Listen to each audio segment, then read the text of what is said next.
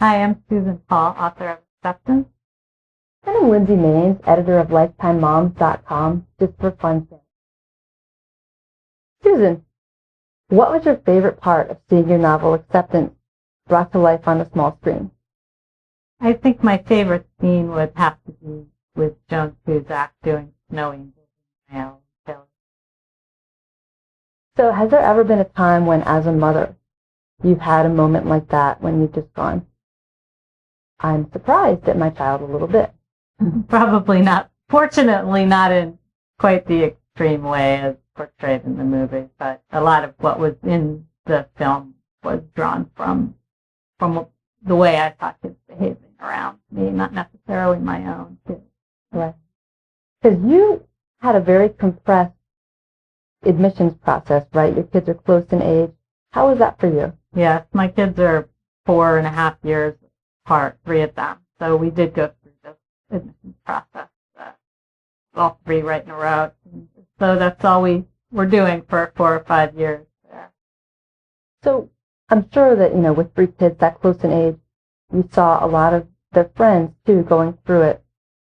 Did they all really deal with it differently, or was there a common thread of pressure? Well, right now, and when my kids went through it, we're in the midst of a demographic bubble of just too many kids applying to a static number of slots at school. So there's an intense amount of pressure on now. And nobody was really able to avoid putting a little too much pressure on themselves, no matter what sort they were in. So do you think that it matters where a kid winds up going to school? I think what matters is their ability to adjust once they get wherever they're going. I think that's far more important than the school itself. Mm-hmm.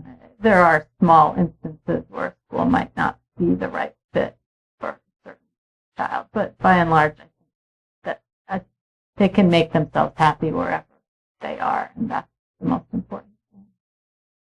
So when your kids got into college, did you wear the sweatshirts like at the end of the movie? I probably did. The sweatshirts were a fun perk. I've got a nice collection of sweatshirts. I love that scene when the parents are putting the UT stickers on the Mercedes. Yes, I didn't do that. I let my kids put their own stickers on the cars. For moms who are getting ready to go through this process or who have already been through it, what would be your takeaway for them?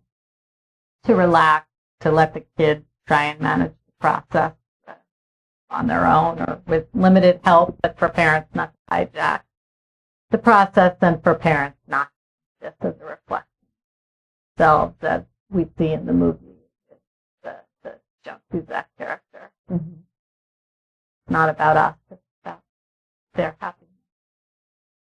Have you seen parents writing their kids' admissions essays? You hear stories of all sorts of that. Parents writing the essays, or actually more commonly, I think, hiring outside firms and guidance counselors. But the admissions people, that. Were there any parts in the movie that were very different than you had envisioned them in your mind when you wrote the book? The approach the screenwriter took was original. She wrote it in ways that wouldn't have occurred to me, but by and large, I thought they were very good choices. There were some scenes in there that were funnier than anything I had written in the book. I thought the Yates squirrel mascot was very funny. Mm-hmm. I liked the way she did a voiceover with Taylor. That wouldn't have occurred to me. And in the book, Nina Rockefeller was not the main character. So, again, I thought that was a good choice. Pull that character out and make her really the center of the movie. Years, since you wrote Acceptance, when the people were suddenly just in front of you in full color with bodies walking around talking, was it kind of a shock? It was very strange because, as you can imagine, these were characters in my head for all this time, and suddenly see them brought to life, literally brought to life. It was a very strange experience. I had to watch it twice before I could really start to absorb it. So I was in such shock the first time around, I'm sure. And thank you so much for your time. Oh, thank you, Lindsay. And more stories by moms for moms. Visit LifetimeMoms.com.